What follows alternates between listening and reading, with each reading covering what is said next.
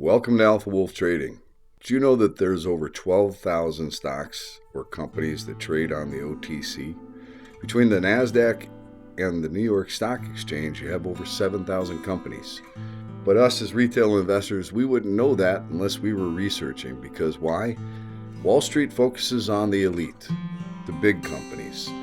And where the retail investor has their advantage is in small and micro-cap stocks. Why? Because you have the opportunity to speak directly with leadership. That is what this is all about here at Alpha Wolf Trading.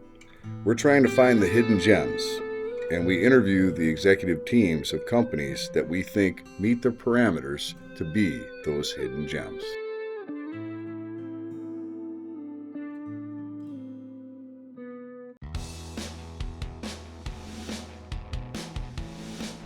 Hey there, this is Tim. I want to thank you for dropping by to watch this interview.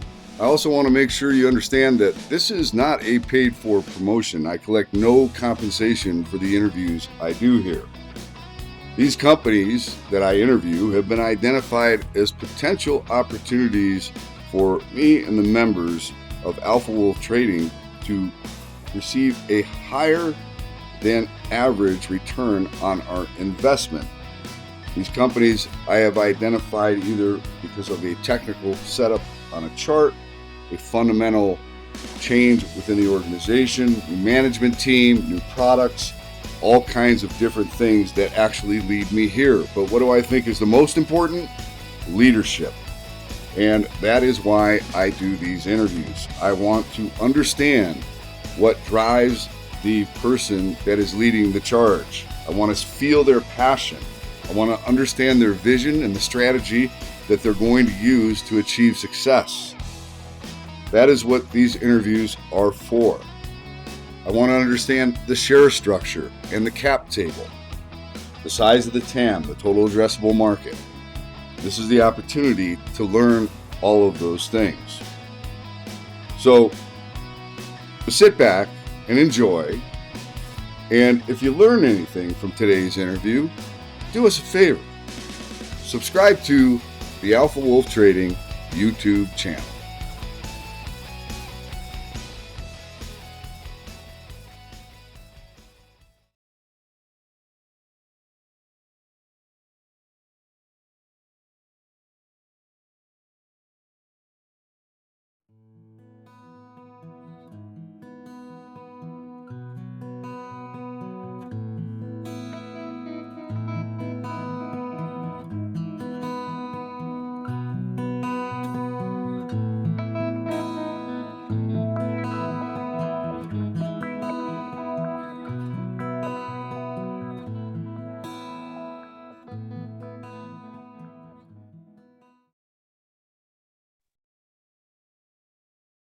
Hey everybody, Tim from Alpha Wolf Trading coming at you with another CEO interview. This is a very intriguing story. I think a very important industry with some really fascinating technology that is, I think, needed more.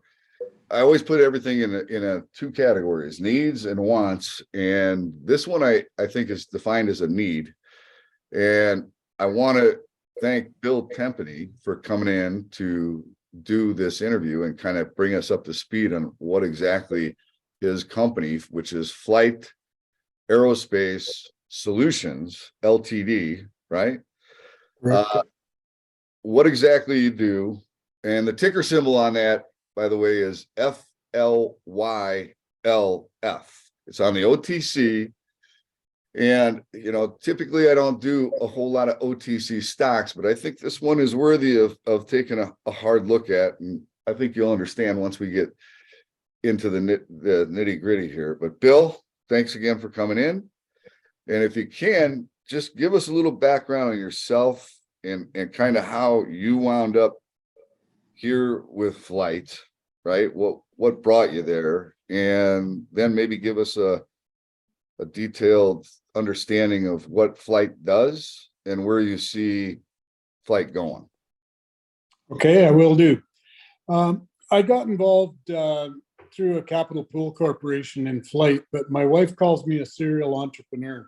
We were at a family do 20 years ago, and some kid asked me who I worked for, what my job was, and I said the last time I had a job was 1978, and I've started 3 enterprises since then. All 3 of them are still going.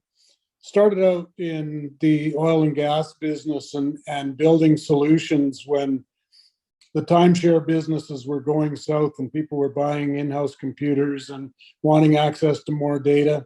And during the big price crisis in the 1980s, we'd built a software solution for medium-sized and small oil and gas companies, and the whole industry kind of went in the toilet. So it was interesting because we just started a company and invested everything, including our house, in the business, and then the industry started going south. So being an entrepreneur isn't always that easy, but it did turn around and we were very successful. We ended up selling that business to Coopers & Lybrand, who sold it to IBM, and it's still in operation today. But the background in looking at the data that companies use and how they use it and where they use it was something that we applied in the next business that we started, which was being a reseller of SAP software in North America. And we started out selling just oil and gas companies, but ended up selling to all different industries. So we got to understand how large scale systems like SAP work, how companies can improve their performance with that data. And a couple of friends of mine and I decided to start a capital pool corporation. And in 1998 or 99, formed a capital pool corporation, started looking at major transactions, and stumbled across the company that became Flyht. We got involved in 2002, so it's 20 years since I got involved in Flyht. But we were actually working on the deal in 2001 when September 11th happened. So on September 11th, I was on my way downtown to sign the paperwork to do the reverse takeover of Aeromechanical, which became Flyht. And by the time I got down to the brokers, the markets were closed, the TVs were on full blare. And we knew that the industry was going to change, and not just the investment industry, but particularly the airline industry. September 11th was the second biggest shock to the airline industry in history. The biggest one we're just coming out of now, and I'm going to talk about that and how I see it as being advantageous. But having been a serial entrepreneur for 20 plus years, I look at those as events that are going to not only change the industry, but open up opportunities. And I saw that with September 11th, when the airlines weren't going to be run by pilots anymore. There was going to be accountants and bankers in running those. Accountants and bankers want better data. They want better information. They want better access to their assets. And that was the attraction I found in what the team at Flyht were putting together, was the ability to capture, transmit, analyze, report on that data in a way that people wanting to run a company could do that. So my long history of starting and building companies kind of played into this, because I had experience in large scale data through the oil and gas business. They collect more information subsurface than most companies have about their whole industry. They optimize production. They optimize the mix of products through all kinds of complicated formulas. And that's really no different than what's happening in the aviation industry today. You have to take all of that data and be able to, well, in a crude way, our former president said you have to be able to pick the fly shit out of the pepper. And that's basically what our systems were built to do. For years, we went and took all of the data that happened on an aircraft and selected the information that the customer had requested, sent it through very small packets through the Iridium network to the ground, and created reports for the airline that they needed for maintenance or operations or scheduling.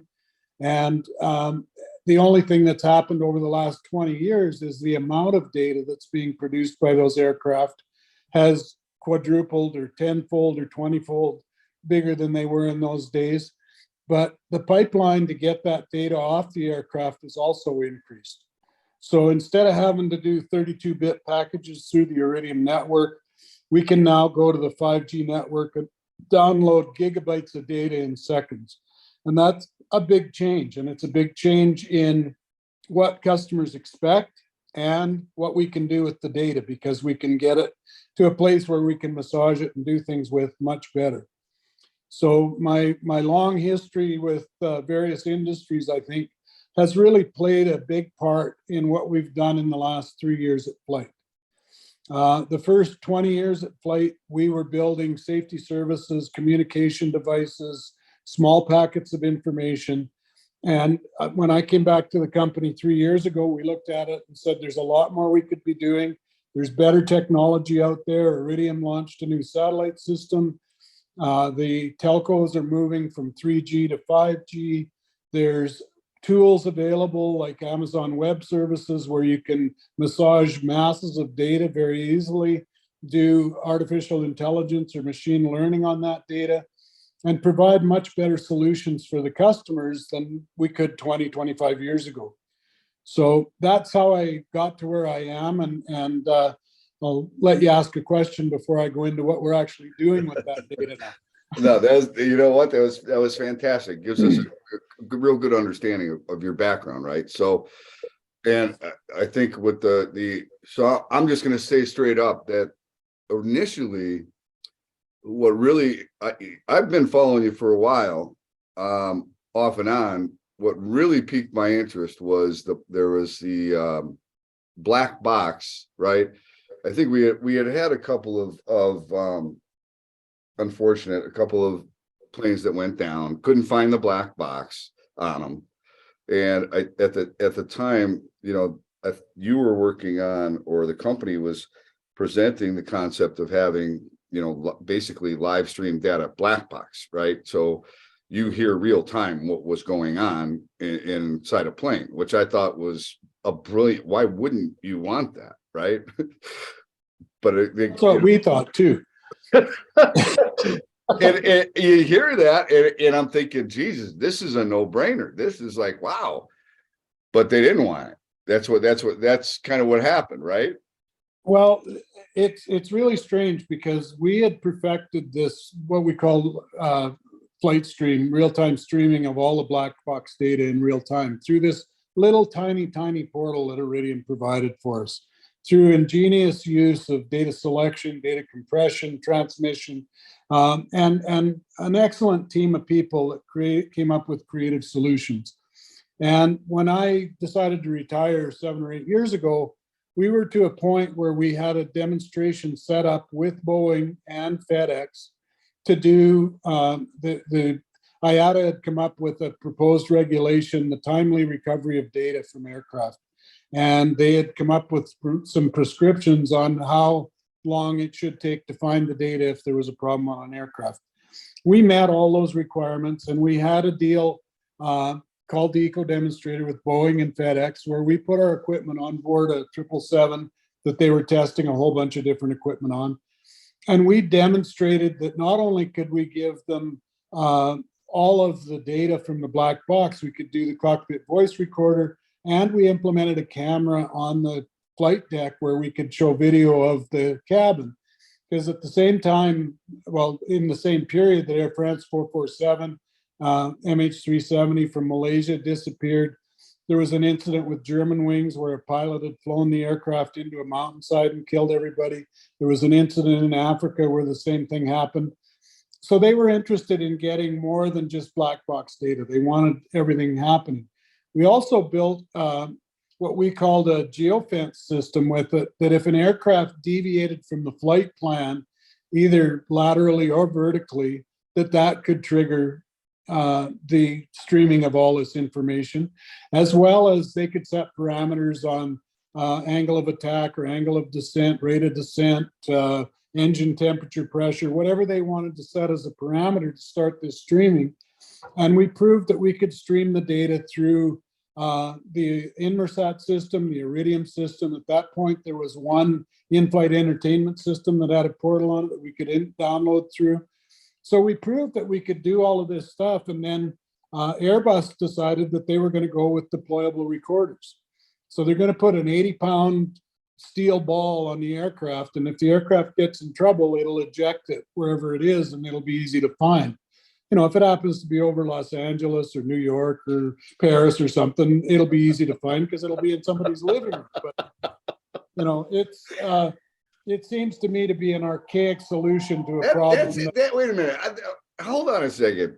That's the solution? That's what are you, so a 80-pound ball gets ejected from the plane, no matter where it's at, which is going to land somewhere. Yep. Could potentially kill somebody, right? That's the solution. And that's okay. Both at Boeing and Airbus have decided that's what they want to do. So that's got to be the dumbest thing I've ever heard in my life. Well, the military use it, but I think in a battlefield, if you eject that from a military aircraft, it's a little different than a commercial airline. It doesn't ring true to me.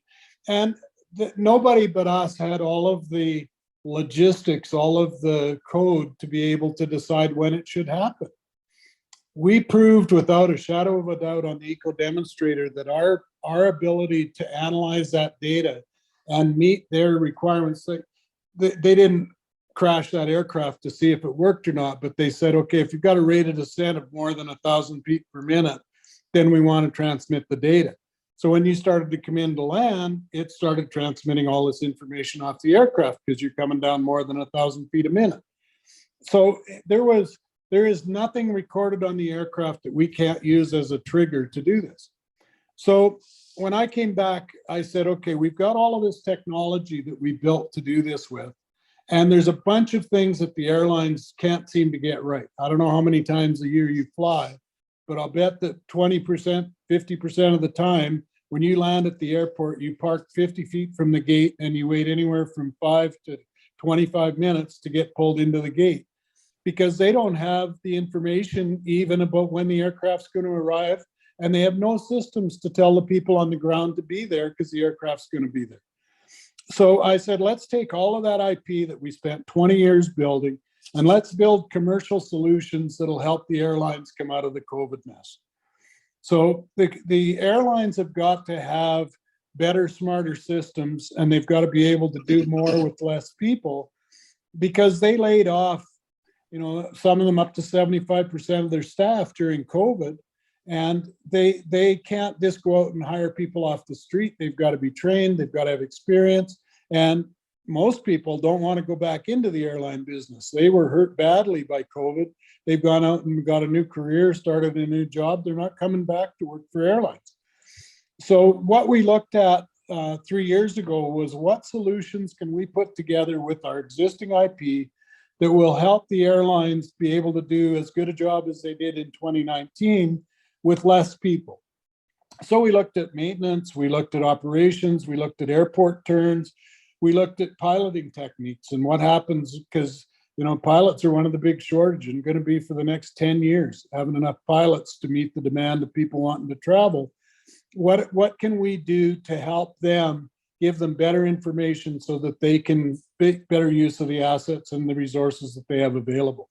And what we've done is created a solution. We built a new device, a very small, lightweight, much less expensive device than the Safety Services certified AFIRS units that will take all of that same intelligence that the AFIRS unit had and monitor and decide what goes when, where out of that box and set it up so that it can use 3G, 4G, or 5G. It can be hooked up to any in-flight entertainment system or any satellite system. It has Bluetooth capability, so you can do IoT. Our freight carriers want to use IoT to track packages on the aircraft. We have a Bluetooth radio, so we can do that. And we can transmit from anywhere, anytime. We've got a Certus modem capability in it, so the new Iridium network, where we can get much higher bandwidth than the old Block 1. And we can get anything off the aircraft once it's on the ground, regardless of what the status of the Wi-Fi networks are at that airport. So if you look at an airline that flies from Chicago to Paris, in Chicago, you might have 3G, You get to Paris. Paris has shut down everything except a private 5G network, which is a very specific bandwidth in Paris, because they're trying to protect against terrorist intrusion into air traffic. So they've really restricted the bandwidth that you can use, and 5G is much more secure than 3G. But the aircraft that left Chicago can't download the information about the flight in Paris unless they have a 5G radio that can select that bandwidth. So what we did is put all of our communications expertise to work on being able to select the right bandwidth, be able to select the right network, being able to transmit the data wherever you happen to be, and all of the IP that we had to make the black box work to give the customers the opportunity to select what they want to download, and whether it's maintenance error records with codes, or it's the times on the aircraft, the doors, when they opened, when they closed. We've just done a demonstration for one of our customers that we can show them that the aircraft landed at 2:05. It pulled up to within 50 feet of the gate at 2:17, and it pulled into the gate at 2:28. The left-hand door was opened at 2:29. The baggage door was opened at 2:31, and take all that information and say, okay, you've got problems in ground handling in this area, this area, this area. We also monitor how long the APU has been on, because what happens is the little auxiliary power unit in the tail of the aircraft is used to run the air conditioning and electrical systems. But when you pull into the gate, the first thing they're supposed to do is hook up a ground power unit or an air conditioning unit to the aircraft, so you don't have to run that. And what happens in most airlines we've found is that the pilots leave the APU running because they're going to take off again in 30 minutes, and it's not worth turning off. They need it when they're taxiing out and so on. But that's costing hundreds of dollars an hour to have that thing running when you don't need to, and you're double paying the airport and the APU, both maintenance and fuel. So you tell them. So there was also, we talked about this when we met last week, but the you had done a study on the amount of wear on the tires from landing and taking off, right? And because I would imagine a set of tires for an airplane are probably pretty expensive, right? Everything on an airplane is expensive. Tires being no exception. And there's a trade-off between tire wear and brake wear too. And that's one of the things that we talked about when we looked at piloting technique. In one of our customers, they found that the pilots, because they get paid for the amount of time from they get pushed back to the gate to when they get back to the gate, right? So a lot of the pilots were taxiing out and going to the far end of the runway to take off. And, they could have gone to the second or third entry into the runway and had lots of runway to take off, but they go all the way down to the end to take off, and they cruise along and they take off. And then when they land, they come in and they land, as close as they can to where they're going to exit so they can get in and get home for dinner that night. And reverse thrust and brakes and tire wear, all because of how the systems are set up to remunerate the pilots. And, I'm certainly not all pilots are not trying to cheat the system or whatever, but there's habits that get formed. And, from a pilot's point of view, you never leave runway unused is kind of the pilot's motto, because unused runway is a waste. If you can use all of the runway, you're the safest you can be. That's not necessarily true about the use of the aircraft or the use of the engines and so on. So part of what we do is to take that data and provide it in a format that is the pilots can get an individual flight, and then we give the amalgamated data to the airline to say, on average, you guys are taxiing 8 minutes longer than you need to, or you've got X runway that you're not using, or you're burning up rubber because you're braking too heavy. All of those things are recorded in our system, and we can provide data with them on a general basis for the airline to say, okay, we want to change our standard operating procedures. And then we also provide individual to pilots to their smartphones. And we found with pilots that they're a very competitive bunch, and they'll take their smartphone applications and be sitting around in the pilot's lounge or whatever saying, oh, look, I beat you. I did way better than you on this, or I did way better than you on that. And it's good for the company and it's good for the morale to have those kinds of statistics that are shared only with the individual pilot. So you're not intruding on how they operate the aircraft. All right. So let me ask you, Bill, what is right now, what is the thing that has you most excited about your offering for the airlines? Well, you know, from an investor point of view, they look at a 23-year-old company that really hasn't done a lot. And hopefully I've just explained what we did do with 20 of the 23 years and what we've done in the last 3 years that change how the company looks and what we do. Instead of trying to provide safety services and operational information for the airlines in the event of emergencies, we've said, let's focus on the operation of the airline and help them save money, do things with less people, take advantage of the technology that's being rolled out. The thing that excites me most about this is we spent 10 years working with IATA and ICAO and Boeing and Airbus on the timely recovery of data and got absolutely nothing out of it. We invested millions of dollars in the demonstrations and the products and services and got nothing out of it.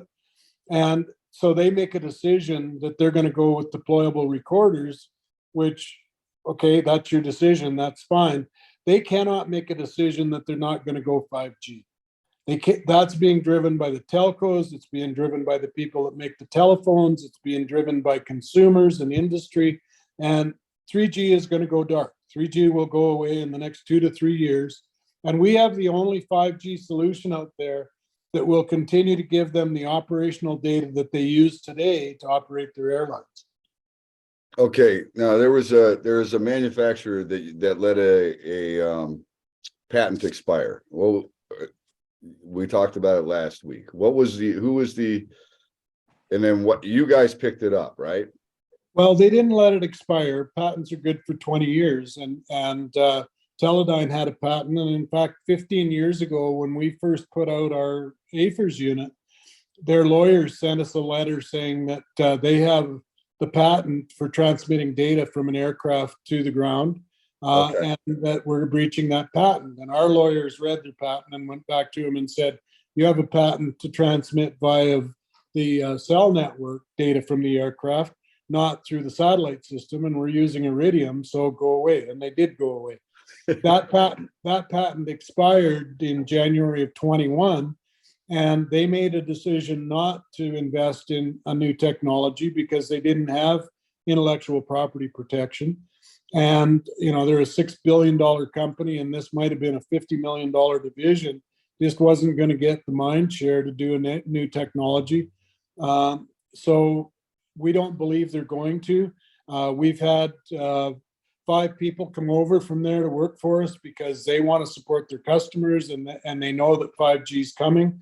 And we made an announcement in August of 2 more people coming, and there's 3 others that were with us or have joined us since that are looking at this as an opportunity to go in and replace the technology that's going to go dark with our box. And we're in the process of certifying a line fit replacement for that box that you pull out theirs, plug ours in, 10 minutes later, you're back in the air. So, okay. So I think that's a very critical piece, right?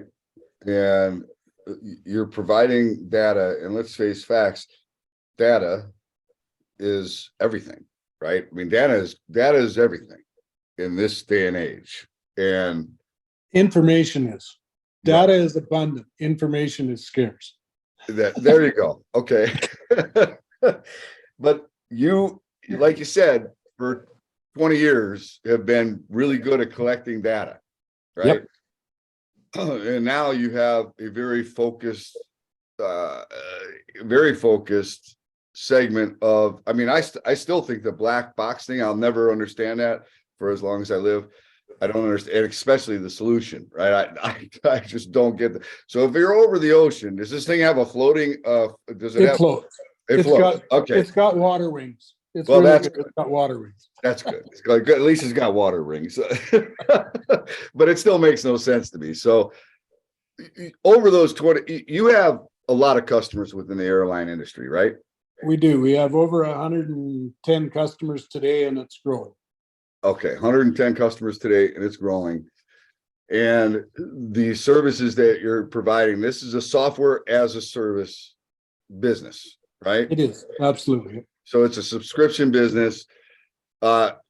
Your device is significantly smaller than the device that was typically on the plane from the other guys. Well, we have two versions of the device today. We have a flange mount, which is basically the same size as a Wi-Fi hub, Okay. router hub in your house. And we built it that way because all of the aircraft today have got mounts in the ceiling for Wi-Fi hubs that have got a specification for the distance between bolts and the weight and all those kind of things. So we built one like that you can just screw into the roof of the aircraft. And if you want to put iridium on, you run a 6-inch instead of a 20-foot antenna cable and so on. And now we've mounted that box inside a large avionics box as a plug replaceable device for the 3G technology that's going away. One thing I'd like to add before we get away from the data versus information, the next stage in that is what we're calling actionable intelligence. So not only do we give them the information about what's going on with their aircraft, but we're taking that information and we're building it into a messaging system that when the aircraft's at top of descent, it sends a message to the ground handler because we've got the schedule for all the people, where they are and what aircraft they're supposed to be at, that says we're at top of descent, we'll be at the gate in 22 minutes or whatever that airport is predicting. When the aircraft is actually at the gate, it tells them that that the door's been opened, so passengers are coming off. Tells you when cleaners get on, so you can tell them how long it took to clean the aircraft, when they can start loading passengers. So that actionable intelligence, instead of doing a report on how much money you lost because the aircraft didn't get to the gate when it got there, has been changed to let's get the aircraft to the gate and give them the information to operate properly with it. So we took it a step further than converting data information. We've taken the information and converted it to actionable intelligence. Which is huge, right? Yes. Real time actual Yes. actionable intelligence. And my background with SAP, every industry in the world except aviation has been doing that for 20 years. Whether it's automotive manufacturing or supply chain or distribution, all of those people have got real-time feeds on what's where and when and what has to happen next. And the airline industry didn't have that. And that's what we're providing. So, Bill, when you say that's what we're providing, I mean, is this how long has this solution been out? Well, we did a first release of it in July or August. Our first live customer will probably be mid-January. And we're talking to all of our existing customers that have got AFIRS on board, because this can be powered by AFIRS or the new Edge device. That's what the reuse of the IP has given us, is we have 700 aircraft out there equipped today that can take advantage of this technology. We've got a meeting, we got 26 people coming to our sales summit in January, our sales team, to take the word out and start marketing this, because the pilot programs are done, it's up and running, it's working, and we're hitting the road selling end of January. Okay, so this is like, I would say you're not early, but this is pretty good timing in terms of, look, this thing is, if there's nothing else out there like this, right? And you're able to give airlines this, and I'm talking a whole bunch of I think important data real time that I mean, how much can you potentially save an airline? Because, and it's all about cost with these guys, right? How much? The trial we did with the one airline in Canada, we did a week of taking our real-time intelligence and comparing it to their results.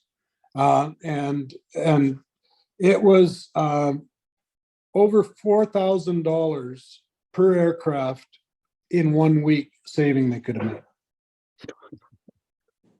Over $4,000 in 1 week for one aircraft. Right. Yeah. Yeah. And you know, those are dollars that I can measure. The thing that you can't measure that pisses me off as a traveler is that 20 minutes after you've flown for 4 hours and you sit waiting for somebody to come and pull you into the gate. And everybody's antsy and you're sick of sitting and you can't get off the aircraft and nobody knows why. And what all of our customers, bar none, are looking at is customer satisfaction. How do we make it a more enjoyable experience? They've all reduced the seat pitch. They've put more people on the aircraft. They have less services. And every one of those little things are really important to them from a customer loyalty point of view that they have to address. Now, I don't know how United Airlines or American Airlines handle these things, but the investigation we've done is they have nothing like this. They don't have the data and they don't have the systems to do this. So what would you say, Bill, is the total addressable size of this market? Well, just the 5G, there's about 25,000 aircraft on the planet today that have to download their data at the end of each flight for a mandatory check by a third party called a FOQA, Flight Operation Quality Assurance. Those 25,000 aircraft are at best 3G. A lot of them are 2G. And those networks are going to go dark in the next 3 to 5 years. And they've got to continue to do this to meet the requirements of the regulators they're registered under. I've got in the slide deck that you have up there, there's a slide that talks about Airbus, and they think that in 10 years or in 20 years, there'll be 40,000 aircraft. I think two more, that slide right there. Okay, so what they're saying is that by 2041, that there'll be 40,000 aircraft on the planet today. Now, some of the new aircraft that Boeing and Airbus are putting out will do the wireless download of the data, but they don't have the actionable intelligence behind it to help them improve their performance. And we don't care where the data comes from. We built a low-cost entry edge product that we can get on the aircraft so you can get the data, because there's nothing on the aircraft today that provides that information. And there's nothing on the new aircraft from what we can see that do that. But if they do come up with it, we've still got the software to do the work that needs to be done on the ground. And that's what we spent the last 3 years doing, was build this SaaS product, build the tools so that regardless of where the data comes from, whether it's an AFIRS unit, an Edge unit, something that Boeing or Airbus makes up, we can still deliver the value to you to make sure that you can do what you want to do. And so I don't know if we actually said, you said 25,000 airplanes, possibly 40. What is that in terms of potential dollars revenue? Well, the 25,000 is about $750 million in hardware revenue. And one of the beauties of our business is once you're on an aircraft, you're there for the life of the aircraft unless you really screw up. We've never lost a customer in 20 years, other than the receiverships. We've had Aloha and some companies like that went bankrupt. But we've got aircraft in the Caribbean that have AFIRS units that were put on 15, 17 years ago that are still being used today, have never been off the wing. They've never had to be repaired. And we're making $1,200 a month service fee off those. So I think that we can drive way more value than we're getting today in SaaS. And today we're getting about $780 per month per aircraft in SaaS revenue for the ones that have got AFIRS installed. And I think we can drive that much higher with the new applications that we've built. You know, I don't know what the limit is, but I know it's higher than what we got going today. And we have about 800 aircraft equipped with AFIRS. There's about 700 of them today that are billing. The other 100 are still in the desert because of COVID, so they've been stored. But on top of that, we have 3,200, I think, aircraft out there that Airbus put our equipment directly on for safety services that the Edge will talk to and use that box for transmission. So we've got a greenfield of another 3,000 aircraft out there that if they put an Edge on, they can get all the benefits of all of our technology, where today all they've got is SATCOM and ACARS over Iridium. So you would say there's a fairly significant opportunity in front of you. Yeah, and if you go ahead 2 more slides in the deck there, what I did is said, if we get 20% of the market, and the only reason I picked 20% on this slide right here is because if I put that we're going to get 75 or 80% of it, it makes a ridiculous hockey stick and everybody laughs at it, right? So I said, okay, realistically, 25% is a number people can believe. And if we get 25% of that, and then you go to the next slide, and in that 25%, if we got, between $6,000 and $8,000 a year in service revenue, which I just told you we're already getting from all of our existing customers, and then total installed units is 5,000, which is the 20% of the 25,000 aircraft we've been talking about. You'd have somewhere between, I forget what it is, $30 and $40 million a year in recurring revenue in 5 years, and a total revenue of over $100 million over the 5 years of SaaS revenue at 80% margin. It looks good to me. I don't understand why, Bill. I don't understand why they would look good to you. That doesn't make any sense. No, that makes a lot of sense, right? That is the beautiful thing about recurring revenue SaaS business models, is the fact that it is very sticky, and in this particular case, really, really sticky, because it is part of the aircraft, and as you said, it's usually there for the entire life of the aircraft, right? Which is 30, 40 years. Right. So 30, 40 years guaranteed revenue, and that is very predictable, right? Not lucky. Except for COVID. Except for COVID. That was the one thing that nobody could, but even that, I think that everything happens for a reason. Good things and good things and bad things come from these things like COVID, right? I think a lot of good things have actually come from COVID. I think, just from a supply chain standpoint, if you're a CEO who today is, has not looked at where you're getting all of your products made, and maybe decided to diversify a little bit, and maybe get some people right here in good old US of A making your stuff, then you probably shouldn't be the CEO anymore. Because if you got an $80,000 truck that's sitting there and can't be sold because you're waiting on a chip from China, that's $200. That's a problem, right? So I think a lot of things have changed for the good. I think we're making moves and doing things that needed to be done. It's an eye opener, right? And same thing with this. Yeah, the AFIRS 220 we manufactured in-house in Calgary, and we quit making that 10 years ago, 12 years ago. The AFIRS 228 are manufactured by Bill in Florida in their aerospace and defense facility. That we have not any supply chain issues. One of the things that we did, we do every year, we do an evaluation of any end-of-life parts that we might need to build our stuff, but we've got all of the critical components for, I think, another 4,000 units for AFIRS 228s that we can continue to build them for the next 10, 12 years. We took a 4-month hit to our Edge project to redesign. We used engineers in California, and when the supply chain thing happened January, February last year, it became apparent that we're going to have problems. We took a 4-month redesign and designed out any parts that aren't of North American availability. We designed out any parts that were used by the automotive industry.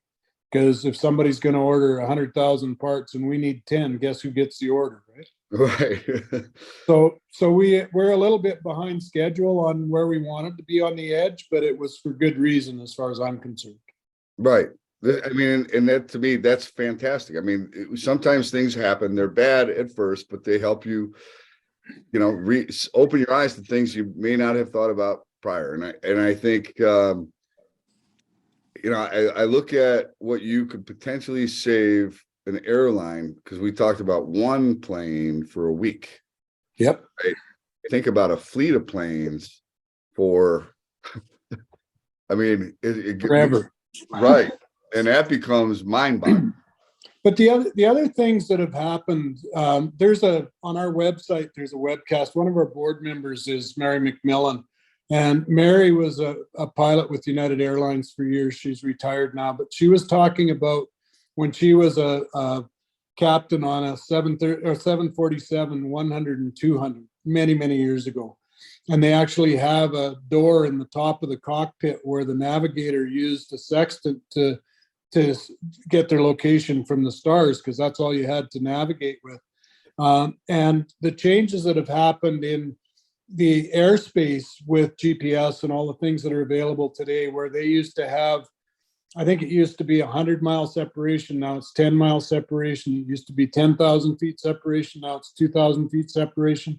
So you can get 4 times as many aircraft in the air at the same time as you could before because of technology. Well, one of the problems that the industry is going to face over the next 10 years is nobody wants a new airport in their backyard. And the existing airports have got to be able to handle more traffic than they do to meet the demand of the traveling public, and particularly in Europe and North America. China, they build 10 new airports a month and they'll continue to expand. But our systems are designed to help the efficiency of the airport so that they can do things better and get more aircraft in and out and use the facility better. And one of the things that I was asked by an investor 2 days ago was, okay, if you're generating 40 or $50 million of SaaS revenue a year that's throwing off $25-30 million a year of cash, what are you going to do with it? And I said, I'm already looking at systems that are used in airports that we can feed data to, take data from, and improve the efficiency. And I plan to grow both organically and inorganically through acquisition of technologies and platforms that allow us to be more effective in improving that turn management for the airlines. So I'm glad you brought that up, because I do think that currently, right now, in this environment in the market, any small cap or micro cap is it's been a rough 15 months. And it's not because it's because of the overall market. We needed this cleansing. That's what I call it. I mean, because for almost 15 years, we had nothing but you could pretty much buy any stock and we're going to make money. This is the cleansing, and there are going to be companies that disappear, but then I think there's going to be companies that are going to come out of this like, the phoenix rising from the ashes, right? I mean, there is going to be a lot of that. I think in the next 12 to 24 months, there is actually going to be a lot of wealth created, because I don't think this current environment is going to last forever. I think this too shall pass. And then you're going to find, if you're looking in the right places, you're going to find the companies that have real growth opportunities, that have real businesses. And because of all the stuff we've gone through, there's even more of a light kind of focused on these types of companies, right? So I would say, when I said there's wants and needs at the beginning of this thing, I said I believe that this would be a need, this company, right? And if an airline wouldn't want to take this, or my question would be why? Why would you not want this, right? Can you see any reason in your mind why they wouldn't want it? Our biggest obstacle is going to be the internal IT departments at the airlines. Oh, we could do that for you. And that argument, the 4 or 5 CEOs of airlines that I talked to in the last 6 months are saying, you guys go back to managing tickets. We got to get an operation going. we don't have time for you to build a team and learn how and figure this out. I think that there's the CEOs in the airlines today, particularly in the ULCCs, are hungry for outside help to get through what they've got to get through to get back to business. And I think that, we've got our launch customers lined up for the hardware. We've got launch customers lined up for most of our software. And when they start seeing the results and we can talk about them, then I think there's going to be, and what I'm building for today in the company is that tsunami of opportunities that are going to come crashing down, that we can actually grow and do that. One of the, again, just some of my background, but one of the things that just about every company that we went to implement SAP in was going through a major growth problem. They'd got new contracts, they had new lines of business, they needed better systems to be able to operate. And, there was companies in the seafood business, there were companies in the seed, garden seed distribution business that had tenfold growth in their business, and they were looking at implementing SAP as a way to manage that growth. Well, software is wonderful, but it doesn't manage growth. You got to have the right people in the right place. You've got to have the right structures to be able to do this. And, we're currently looking at contract manufacturers to build the hardware. We're looking at some organizations to help support our artificial intelligence or our actionable intelligence modules so that we can build them fast enough. One of the things that happened in Alberta recently was the Alberta government has attracted several large IT companies to the Alberta economy because they're trying to replace the oil and gas economy that we've relied on so heavily here. I had the CEO of one of those in my office the other day.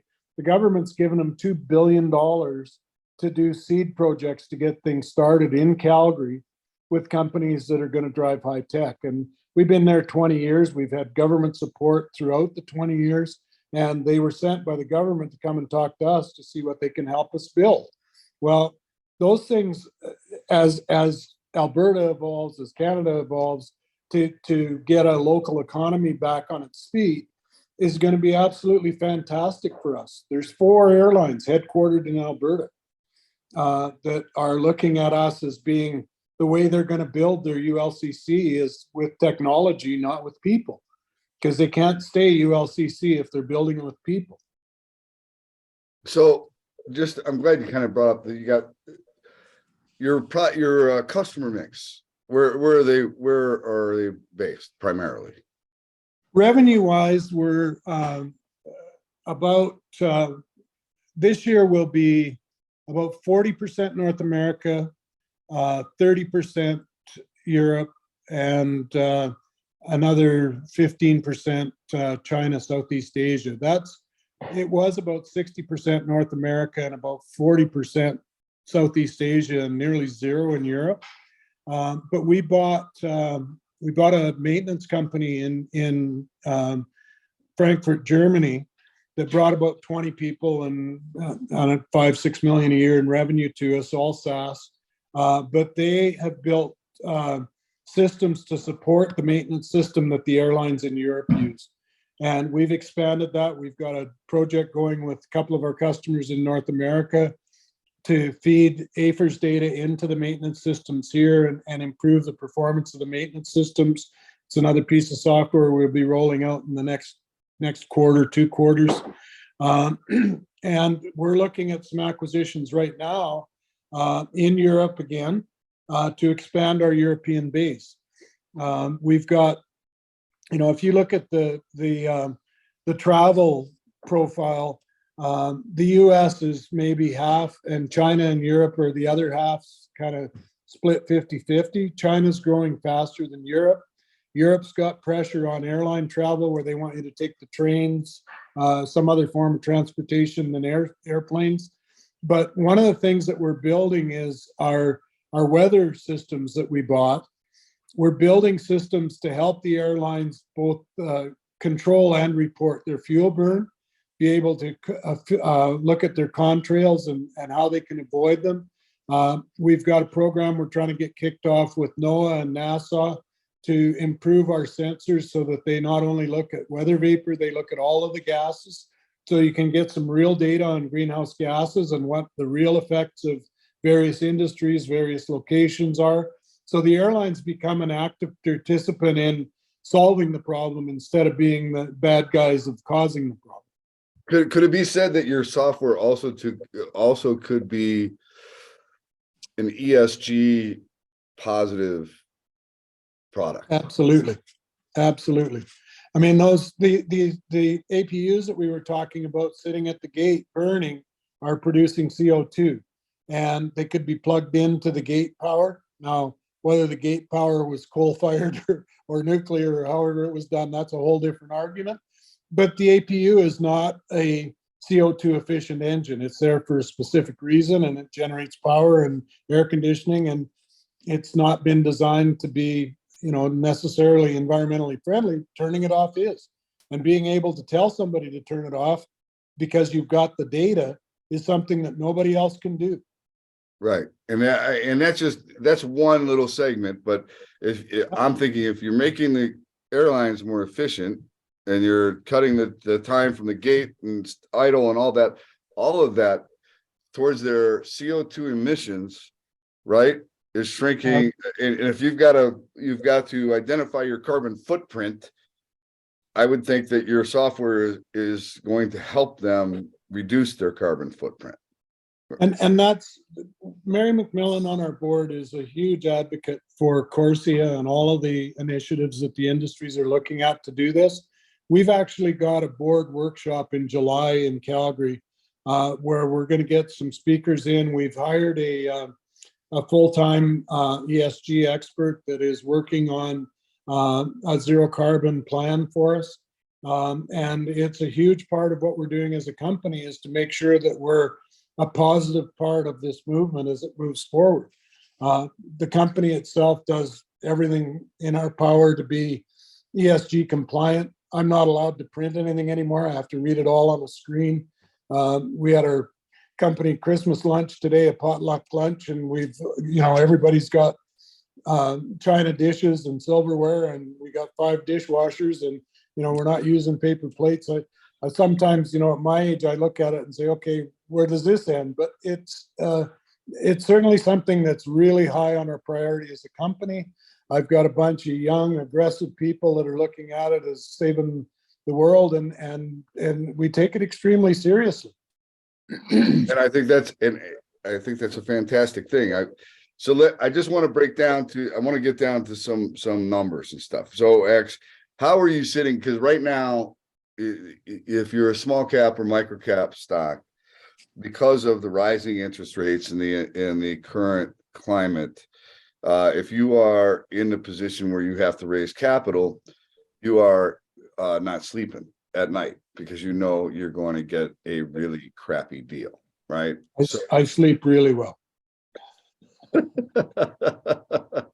The one exception to that is we are on the M&A trail. And if I find the right company and it's accretive and it adds to our capabilities and it'll plug in easily, then we may raise some capital to do that. But other than that, Q3 was a great quarter. We had about a $900,000 EBITDA. Our working capital is up quarter over quarter. Will be again from all indications the end of the year. And there's certainly no intention for standard operating for us to ever go back to the market. Okay, so how many shares do you have fully diluted outstanding? Less than 40 million.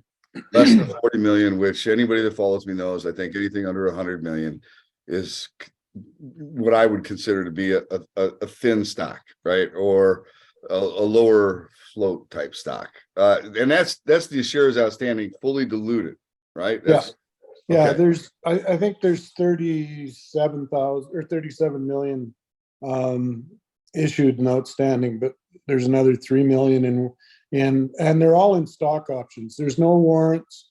There's no I was just looking and it doesn't show on here how many shares, but we have no warrants. There's the only debt on our balance sheet is government.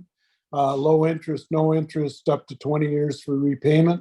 There's no other debt and no overhang on the stock. Okay. So we've got, we talked about the SaaS, which is typically high margins, right? And most of that work has been done. It's not as though you're going to have to reinvent the wheel here. I do think the fact that you're looking at mergers and acquisitions is actually a good thing, because one of the things that I have been saying, and one of the things that happens when you have these kind of corrections in the market, is that, if you had companies that 2 years ago, when everything was booming, everything was going up, they're thinking that the valuation of their company is much, much higher at some multiple of whatever. That has changed drastically, right? Now you have companies that have gotten more of a rude awakening as to what their companies are really valued at, which makes this a time for mergers and acquisitions. And to go back to my point of, if you have to raise capital in this climate, you're not sleeping, because you're going to get screwed. The people that have bootstrapped the company, your friends, your family, to get you where you are going to get hurt badly by taking a crappy deal, right? Or a death spiral financing. So you have one other option, I see, and that is you start looking for a partner. You start looking for somebody to dance with, right? That could strengthen both companies, right? I think that is much more palatable than going out and doing a real crappy financing deal, right? Find somebody that you can be a partner with, that you can strengthen, and you both benefit. Absolutely. And we keep our eyes open on those all the time. There's a couple of companies, I talked about the airport space and the things that are going on there. And there's a couple of companies that we're talking to that are a little smaller than us, not a lot smaller, but that would make really good partners that we may end up doing a deal with. I spend probably 40% of my time looking at M&A opportunities. Right. Okay. So that makes sense to me, and especially in this climate, it makes sense to me, because I don't think anybody's going to overpay in this climate, right? I think, and that can happen when everything is off to the races, right? I mean, it's like they want a multiple that's just out of this world. But so there is opportunity there, but I would never buy a stock on the thought that, geez, they might be either acquired or they might acquire somebody else. That isn't typically what moves me. I'm looking at what you're looking at today.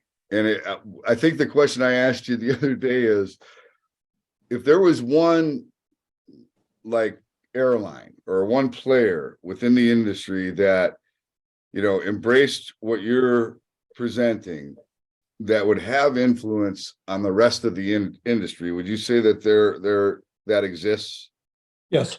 That dynamic. So if that's the case, I mean, how are you feeling about the response that you're getting right now? You have this like grin just starting. Yeah. How do you feel about where you're positioned right now, Bill, with what people have seen so far from what you're about to roll out? My biggest concern is managing growth. Okay. That's an interesting way of answering that question. All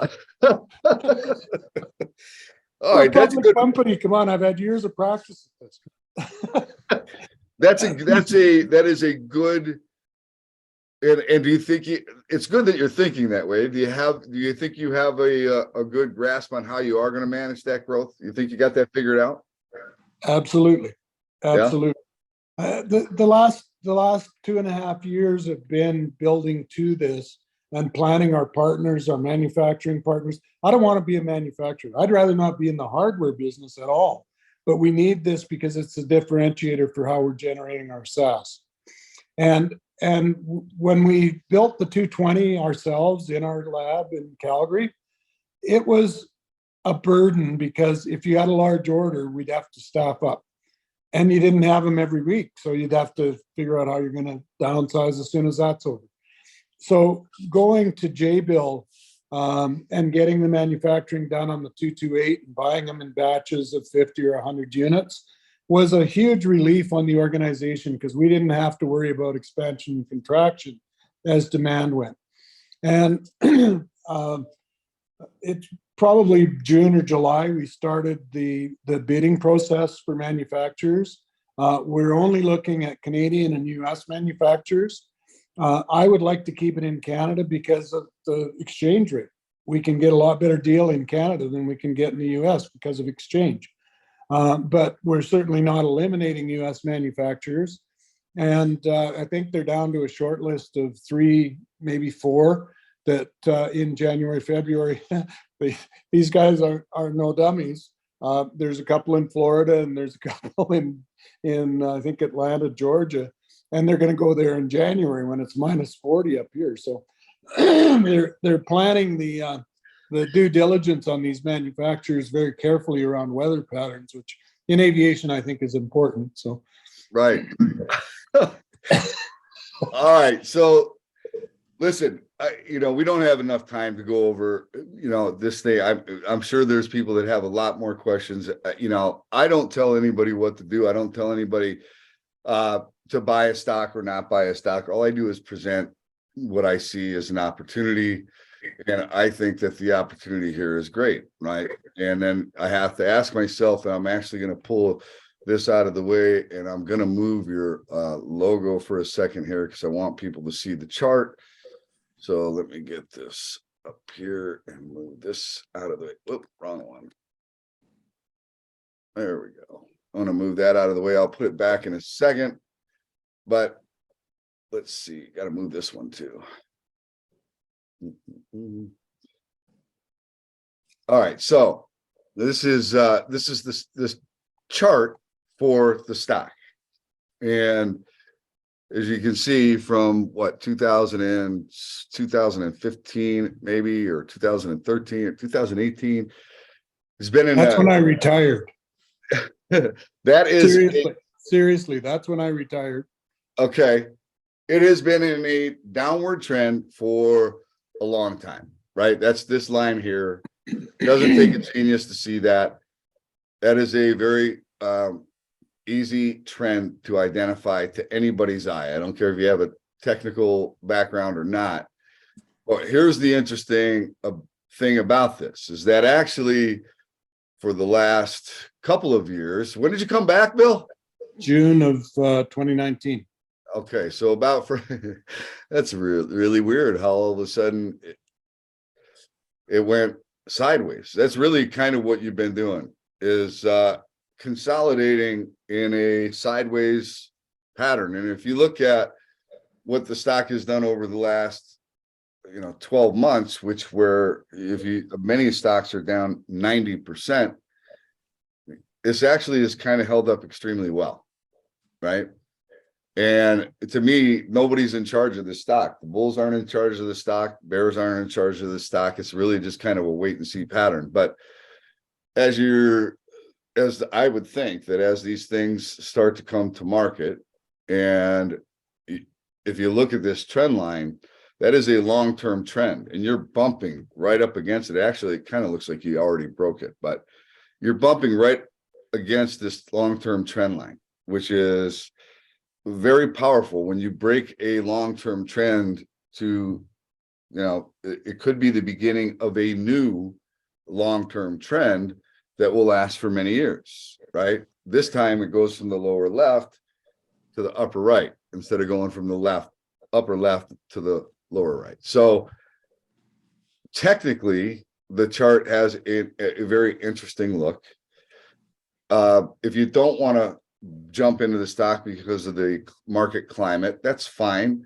What I do recommend is that you start paying attention to the story, right?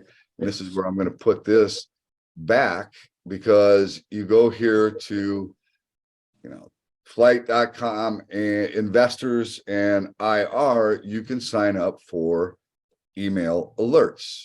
And anytime they put out a SEC filing or they have a press release, it will get sent directly to your email, right? Which makes it super simple to follow a company's story And I think this is one that you want to start paying attention to because you've got some real near-term catalysts. What would you say the biggest near-term catalysts are, Bill, for the company? Well, we have to have approval for each aircraft type, and I think you're going to see those coming out in the first quarter. You have to actually put a device on an aircraft and fly it to get what's called a supplemental type certificate. Those are lined up. We have all the engineering work done. It's just getting a test flight done to roll those out. The announcement of the launch customers that I was talking about that we do have secured that have put this on are going to be definite validation of what we just talked about, that there are customers out there that are wanting and needing this. And the general recovery of aviation, particularly globally. North America airlines are getting back pretty close to 2019 levels. Europe, the same thing. But you know, at the zenith of our SaaS revenue, a lot of that was coming out of Southeast Asia and China, and they're in a turmoil. Malaysia, Indonesia, China are really still grappling with COVID and nowhere close to back to normal. So I think, you know, as those markets recover, our old SaaS revenue will come back, and the new SaaS revenue, you'll see announcements coming out over the next 1, 2, 3, 4 quarters that are validating what we just talked about. Right. So potentially new contracts for, I mean, once these contracts are signed, right? So first step is get your equipment approved for a specific type of plane. Right. That's the first step, which you've already got lined up. But there's two planes, two models that kind of dominate, right? Yep. The A320 and the 737 are probably 75% of the commercial fleet globally. Okay. And those, I would imagine, are the first two that you're looking to get. We have the engineering done on both the A320 and the 737, and it's a matter of getting the box on the aircraft and doing the test flight. Okay. And how long do you think that, before you get an actual yay or nay, how long do you think that actually takes? It typically took 30 to 45 days, but during COVID, both Transport Canada and the FAA, a lot of older people retired because they were being shut down anyway.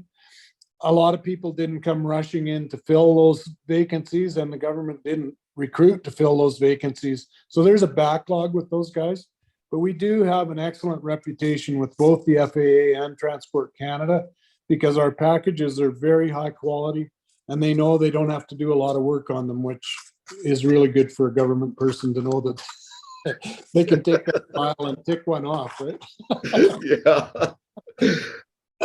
So, okay.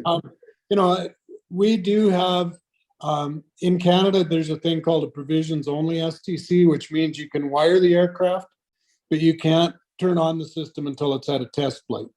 So we have a provisions only STC in Canada for the A320. That's being familiarized into the US as we speak. I think in the first quarter, we'll have the 737 with a full STC. So it's, you know, it's all, there's a bunch of variables in there that are outside of our control, but we've done it for 20 years. Again, that 20-year story, we have, I think, 240 STCs in the company that we've done over the last 20 years. So we aren't rookies at it. We will get them done, and they'll be done on a timely basis. Okay. Just so we're clear, right now you're self-sustaining, right? Meaning you are cash flow positive, right?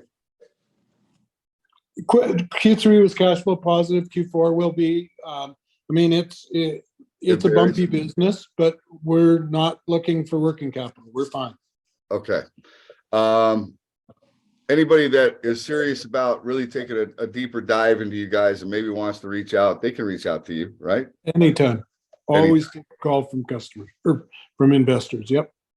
Always. Okay. Bill, I want to thank you let me ask you a question. Is there anything you feel as though I missed that you want to highlight? I don't think so. I mean, I'm extremely excited about the opportunity that's here that is not in the control of anybody in aviation. The 5G thing is something that's happening to everybody. I don't know if you've gone to 5G on your phone yet, but I did mine about a year ago, and the performance is noticeably better in 5G than 4G or LTE. And the airline industry is not going to be able to stop this. It has to be done. Well, And I wanted to bring this up because there was a lot of noise about 5G and how that might screw with the instrumentation of the airlines and all of that. Can you shed any light on that? well, first of all, it's a very small part of the 5G bandwidth that interferes. And what it interferes with is the radio altimeter when you're landing that tells you how high you are from the ground.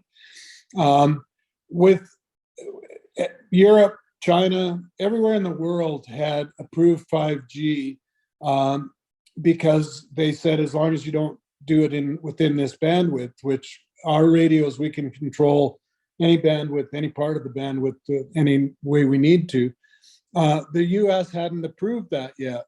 And it was in the US that it was a problem with 5G. And what they did is say you can't put a 5G tower within, I don't know, 100 feet or 1,000 feet or something of an airport because of the potential interference, which our system doesn't care about because it uses 3G, 4G, or 5G. So as long as there's 3 or 4G there, we can still transmit. It isn't going to interfere.